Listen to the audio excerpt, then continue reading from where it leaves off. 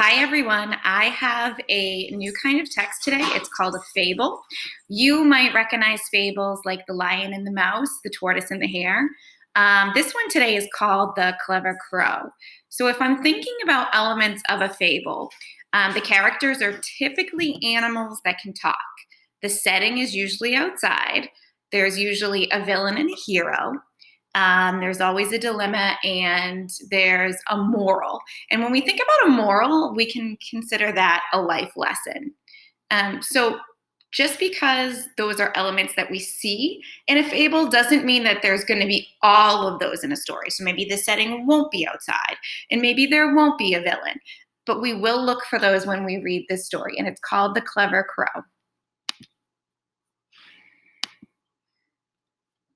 One hot sunny day, a hungry young crow and his uncle went flying over the countryside searching for food.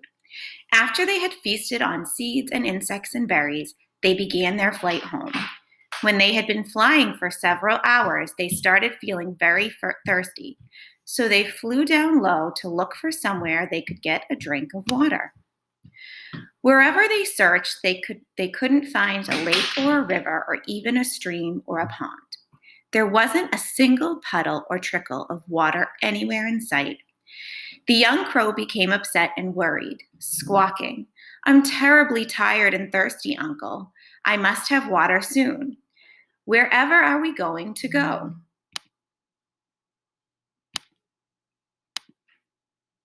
"Don't worry," replied the older crow. "We'll find something soon if we are patient. You can take a rest in a cool spot while I look up further ahead." So the young crow flew down and settled on a branch of a shady tree, while his uncle continued the search alone.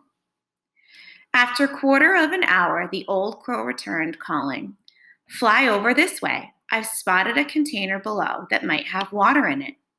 Together they flew down to the ground and landed beside an old pitcher. When they looked down into the deep pitcher, they could see that there was some water in it. But the water level was so low that they couldn't possibly reach it. The younger crow started to squawk and cry. "I feel so thirsty and hot," he squawked, spreading out his wings like fans. "At last we have found enough water, but we can't even sip it. If there is nothing we can do. It is impossible to fly any further without having a drink." "Be calm. There must be something we can do," said the older crow. "We mustn't panic. Let's just think sensibly about the problem."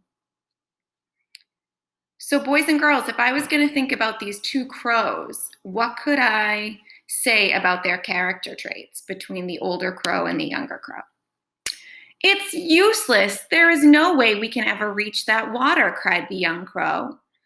"How will we be strong enough to fly home unless we find a drink?" "I'm busy thinking of some ways to get that water out," replied his uncle, scratching his head. "I know we can't break the pitcher or tip it over because it's far too heavy for us. Even if we're strong enough to move it, the water would spill out and soak away into the dry ground. This is hopeless. That pitcher is far too narrow for us to get a single drop to drink," squawked the younger crow miserably. "There's nothing else we can possibly do." Look at that word, narrow. It means of slender width. That means really skinny. So right here, this point here is narrow. "Nonsense. Of course there is. I have an idea that should work. Watch this trick," answered the older crow. He picked up a small stone in his beak, hopped close to the pitcher, and dropped the stone down into the water. Plop.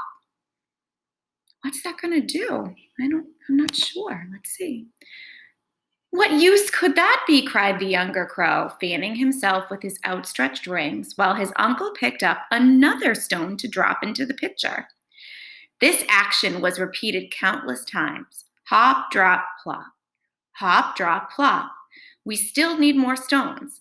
Why don't you come and help me with this work instead of sitting, watching, and crying?" asked the older crow. As their stones were dropped in one by one, The water slowly came up a little bit higher and closer to the top.